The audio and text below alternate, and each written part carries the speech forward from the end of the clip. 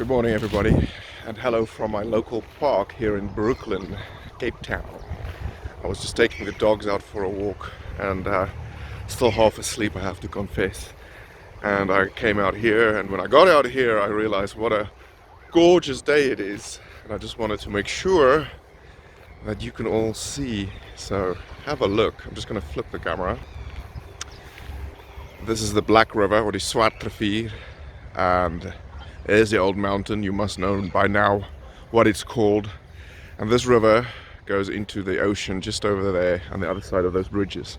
So you can see the tide is coming in, pushing the river back at the moment. A very peaceful morning. And here are the little sausages having their morning frolic in the park, chasing birds and eating dog turds. It is their favorite pastime, unfortunately. Disgusting little animals. Anyway, this beautiful day has just inspired me to hit the road again because there's a story to tell.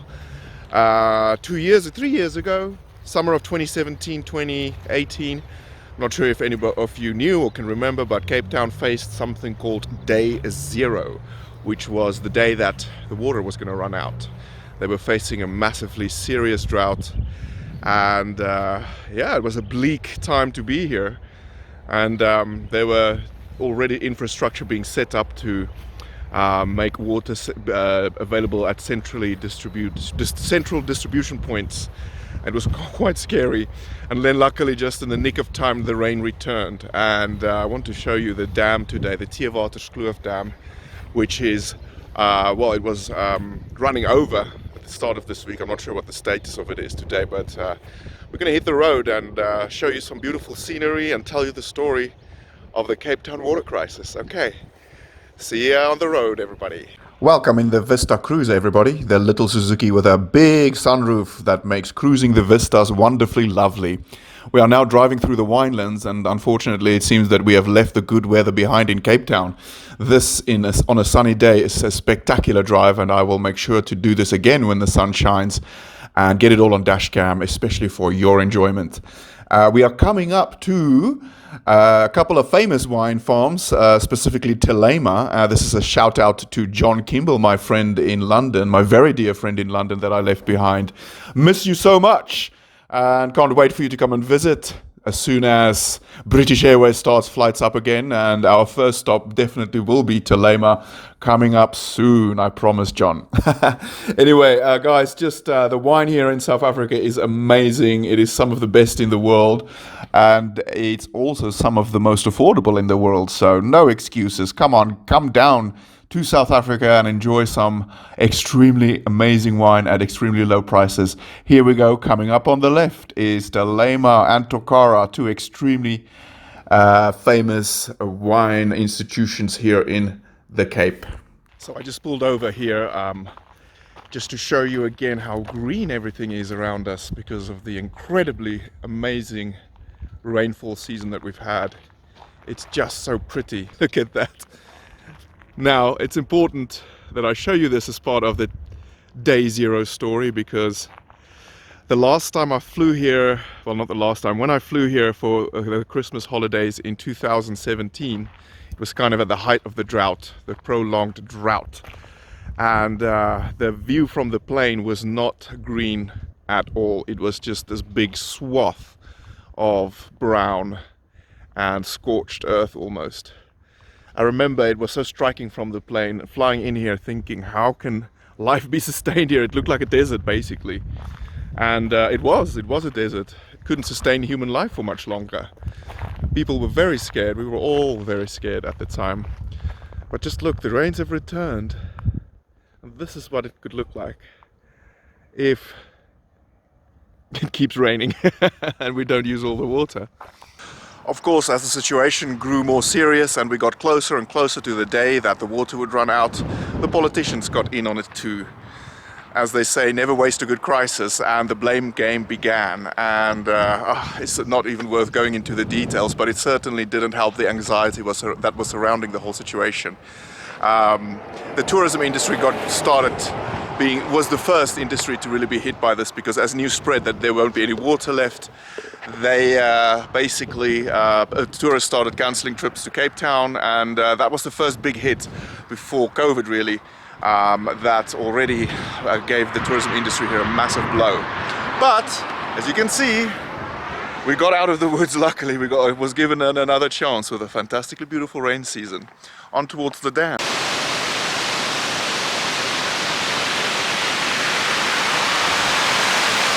And as I mentioned, just in the nick of time, the rain returned, and here we are today at the overflowing ZERO-Waterskloofdam. Look at that, what a magnificent sight.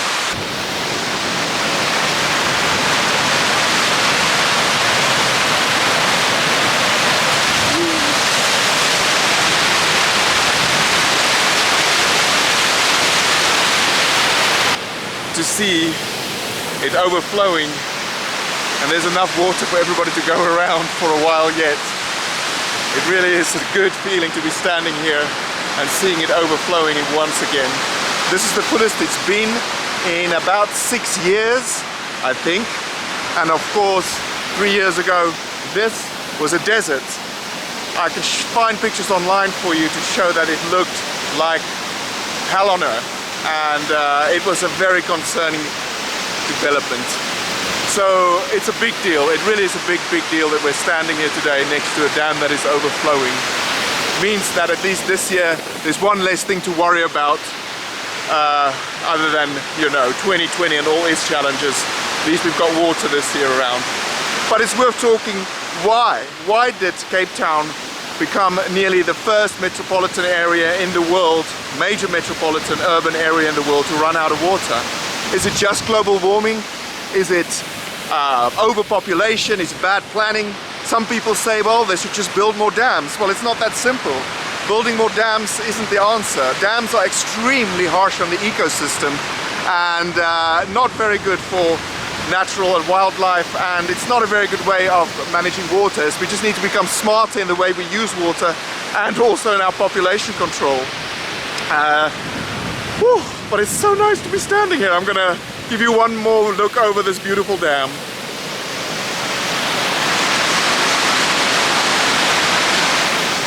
What a day.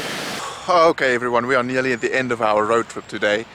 I thought I would make one last stop off here in a little town called Kleinmond, which is the start of a beautiful coastal route back into Cape Town. And then also give the puppies a little time to run around. They've been such good little campers. Look at them having the hey, los, Sisman. Damn, those boys on their turds. Anyway, we're gonna go for a little run on the beach. This is a very beautiful beach, and most importantly, it is a world-renowned whale watching spot. From here all the way to Hermanus, which is a few miles away, it is generally regarded as the best spots in the world to do land-based whale watching. They come quite close and they jump up, very visible, and a very popular spot for holiday makers here in Cape Town. Come, Smoky Dusty, come! Come along. Let's go to the beach, boys. Come on, come, yeah. Yoo-hoo! What a beautiful day here. Really wish you were here, guys. Come on, look at this. Everywhere you look is just beauty. Come. Okay, we've got 2 sausages and one beautiful beach. Maybe we'll even see some whales. I'm not sure. Oh, lovely. Well, I hope you enjoyed the little story about Day Zero. It was a real threat to the existence of, or the sustainability of, a large population here at the southern end of Africa. And as you know, we face a lot of challenges in South Africa. Water being one of them, not just in Cape Town, but everywhere really. And it's good to see that some very clever management systems are being put in place, but who knows what's going to happen in the future. I'm confident South Africa will find its way. I'm confident that we'll find a solution to all these problems eventually, not without pain. But for now, let's enjoy this gorgeous beach. Oh my goodness, how lucky are we to be able to live around here. Okay, before we go today, I want to give a shout out to Jack, the travel and tourism teacher at Canterbury School in Las Palmas in Gran Canaria, and his travel and tourism class. The girls called Lucia V, Lucia A, Alejandra, Aixa and Paula. It's a pleasure to have you guys watch my channel, and I hope that you've learned a lot already. Today's episode especially would help you with your project about sustainability in tourism and the impact of tourism on countries, economies and a local environment. Certainly in South Africa, tourism is an extremely valuable sector, and when the drought happened, the one that I've been going on about all morning, it really had a massive impact on tourism. It drove tourists away. A lot of people suffered and lost their livelihoods that year, and just as we could recover from that, this year we had the pandemic of 2020 strikes. So 2020 has basically cleared out all international tourists out of South Africa, unfortunately, for this year, and a lot of people have lost their jobs and had to basically find another way to make a living.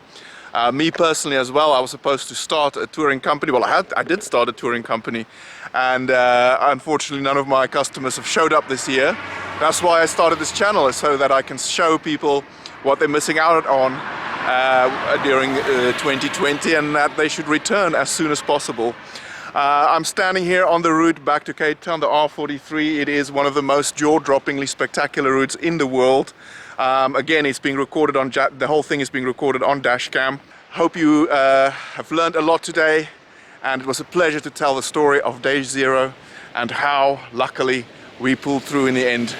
By sheer luck, the rain returned. Okay, see you back in Cape Town.